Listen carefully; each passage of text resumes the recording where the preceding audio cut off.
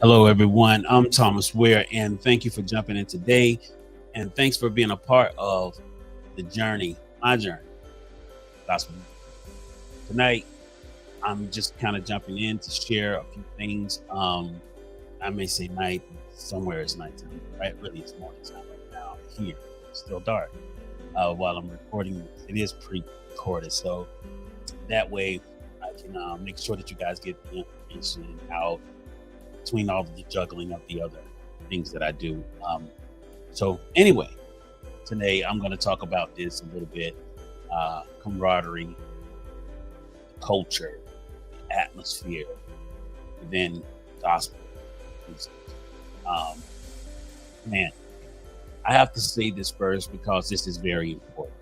Um, I have to say that coming out of secular side of music in the industry, I have to admit that it's a sad to say, but there is a greater uh, culture of camaraderie, a greater culture of unifying within secular music than there is in gospel music.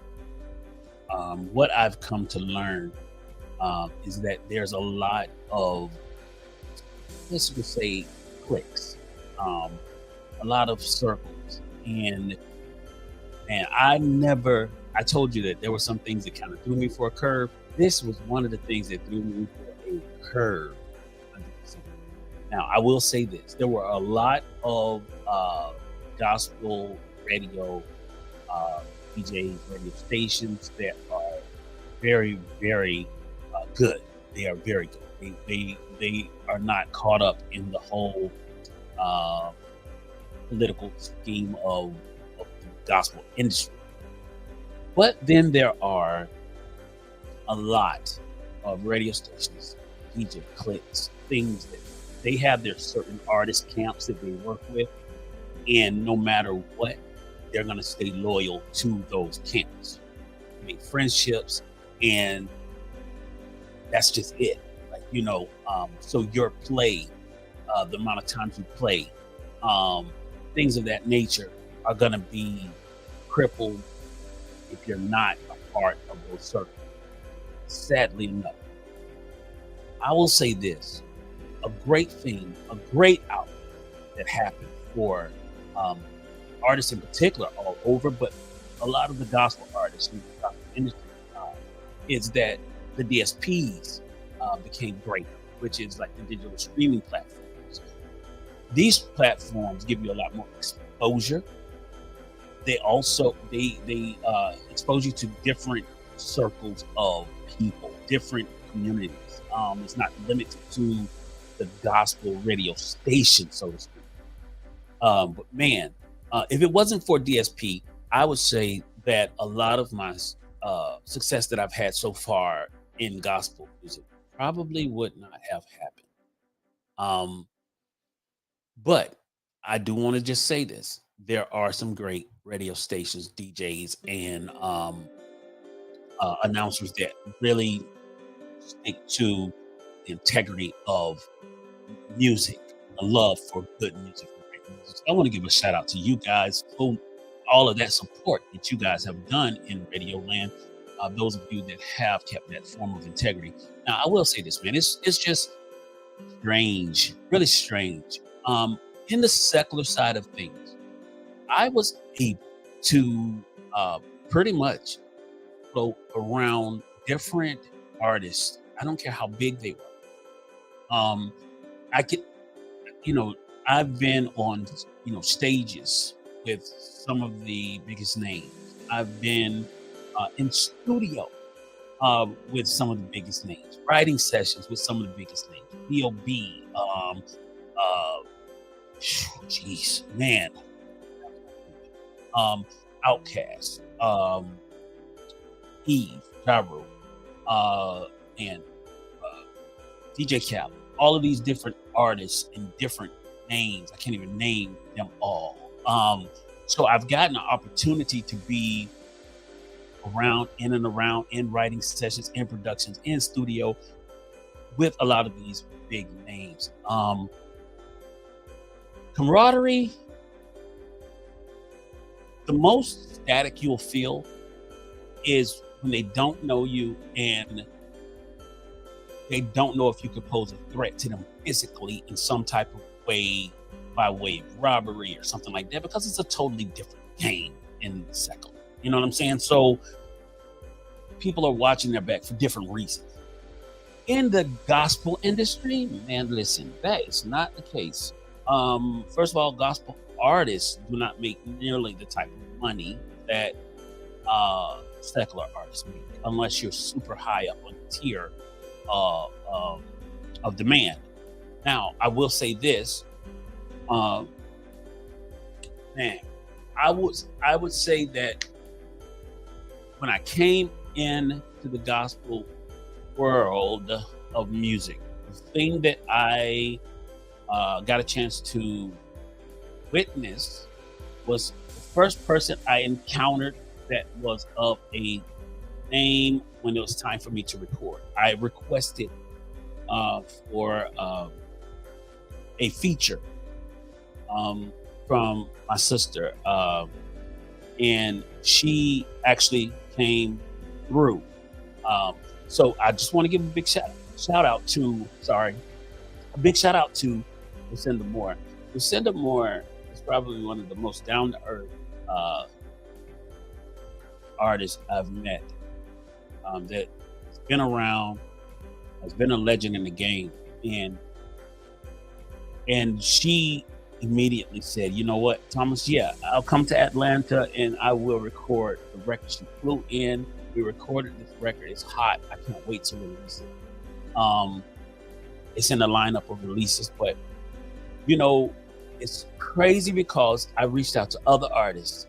Other artists have camps, and it's like, man, I'm not gonna even spill names because I don't want to hurt anybody's feelings. In some of the people hold certain people to certain levels, and you'll probably be heartbroken if I told you the half of the stories about you with names included. But I did reach out to some other artists. Boom, boom, boom, yeah, yeah, yeah, we could do this, we could do this. No show, no show, no show, no show. I've had. It's a very, very competitive industry. I tell you, it's more competition. Like in the in the secular world, secular artists feature with each other, and then what that does is expose each other's fan base to the other artists, and that's how they are successful. In the gospel arena, for some reason, there's a fear of you being their fan base being exposed to you, and that fear, it's like it creates this spirit of separation. So they have their small clique, the clique of whoever is with them in their label or their group, and that's who they work with. They don't work with anyone else. Now, some people will say, "Oh, you don't supposed to invite everybody in your circle," and that is a bunch of like garbage to say. You know what I'm saying? This is the gospel, and this is where I get. I have to tell the journey, because this journey is something I did not get into for entertainment purposes. So when we talk about, uh, you know, um, you gotta keep your clique, you gotta keep your fans, you gotta do. That sounds so. It sounds like what secular people should say, but secular people are not even saying that. Secular artists don't even use that terminology in any way, shape, or form. What they say, let's get money. They say, let's get bigger. You know what I'm saying? The name of the game of recording and making music is to get music exposed. They do that. Gospel artists do not. And if you notice, the group, I can't think of their name. Man, they sing the song El Jira, You Are Enough. What they did was something totally different. They featured several different artists from different genres, and this is what made them become so popular so quick and so saturated everywhere, because they knew that the name of this game of music and sticking around It's to actually have the exposure everywhere. And most gospel artists are stuck in a gospel lane, basically.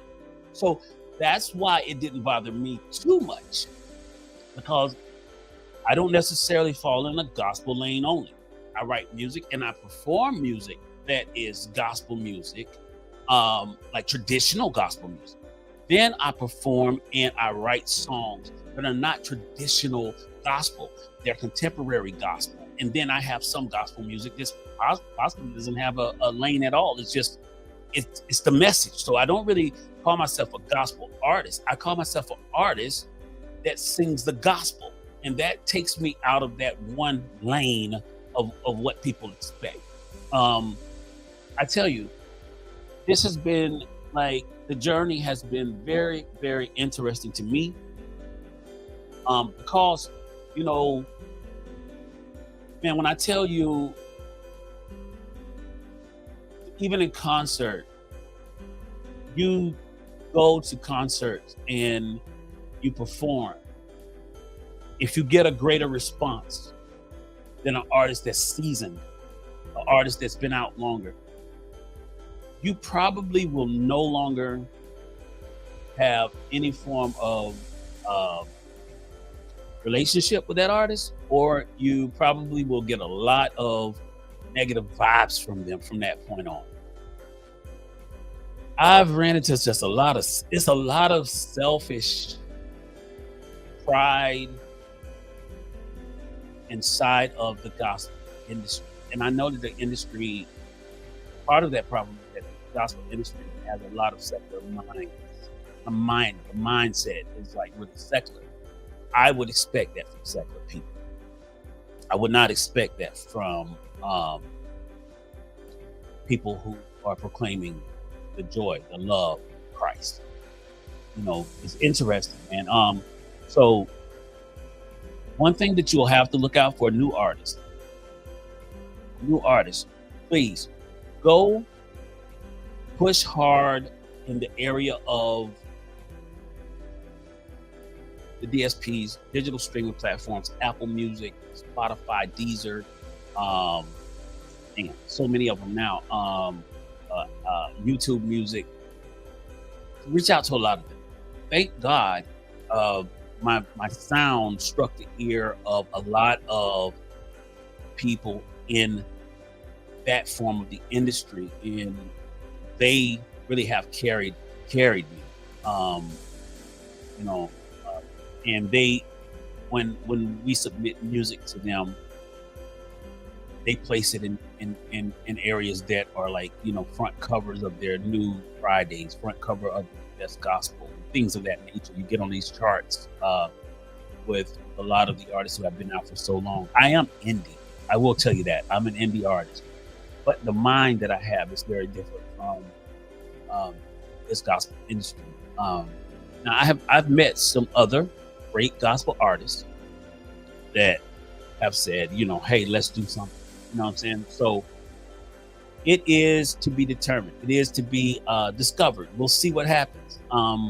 You guys are on this journey with me, and man, I tell you, it's gonna be a wild ride. February 24th, I will be releasing a new song, and I'm hoping you guys love the music and will share it and continue to push it as you have. Radio announcers and those DJs and announcers that have been supporting me already, thank you so much. And I look forward to seeing you guys at the conferences that you have coming up that I've already been invited to. And I look forward to new interviews and just a greater year than last year. It's going to be different. It's going to be different, and it's going to be exciting. I can't wait. My calendar is already been filling up, and I have to say thank you, God, for that. And we haven't seen anything yet. I mean, we've only dropped like 2 songs, I think, officially one heavy on radio. And I want to say for any gospel artist out there that's trying to get in this industry, stick around, because I have so much to tell you coming up on the next episode. So Guys, be blessed. Have a great day. And I hope that you all um, will share this with other artists that need to hear what's happening. All right. Guys, be blessed. I have a great one, and I'll talk to you again. My journey through the gospel music. Thomas Ware.